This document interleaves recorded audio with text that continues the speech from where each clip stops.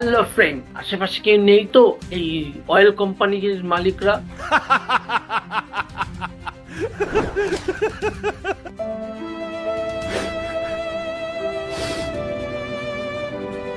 যদি থাকে তাদের কাছে সোজা কোশ্চেন, সেই সময় দিনের পর দিন বছরের পর বছর আপনারা হাজার হাজার কোটি টাকা মুনাফা কামিয়ে গেছেন, ওই সেই সময় আপনারা তো একবারও আমজনতার কথা ভাবেননি।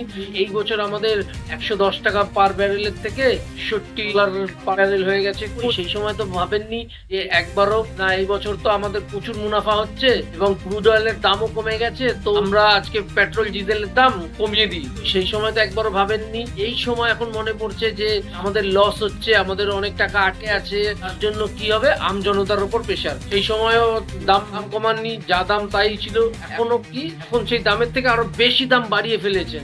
এই সময় খুব কান্নাকাটি বেরোচ্ছে যে আমাদের লস হচ্ছে, আমাদের লস হচ্ছে।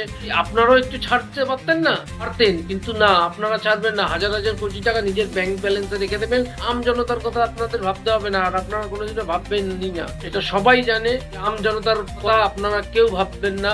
করে আমজনতার কাছে যে 2 টাকা পকেটে পড়ে থাকবে, সেই 2 টাকা কিভাবে বের করে নিয়ে আসতে হবে সেই মাস্টার প্ল্যান নিয়ে আপনারা বসে থাকেন। সেই সময়ও আমজনতা ও নিম্ন মধ্যবিত্ত বর্গের সবাই তখনও চুপ ছিল। এখন যখন দাম বেড়েছে এখনো চুপ আছে, কিন্তু সবকিছু ধৈর্যের একটা সীমা থাকে। জানি জিও পলিটিক্সে অনেক প্রেশার আছে, জানি চারিদিকে যুদ্ধের মাহল চলছে, তবুও কয়েকটা মাস আপনারা ম্যানেজ করে আমাদের পকেটটা বাঁচাতে পারতেন না? পারতেন। গরিব মানুষকে কিভাবে মারতে হয় সেই পলিসি নিয়েই আপনারা চলেন। এই ভিডিওটা যদি ভালো লাগে লাইক কমেন্ট শেয়ার চাই। আজকের মতো এই ভিডিওতে সাইনিং অফ। জয় শ্রীরাম।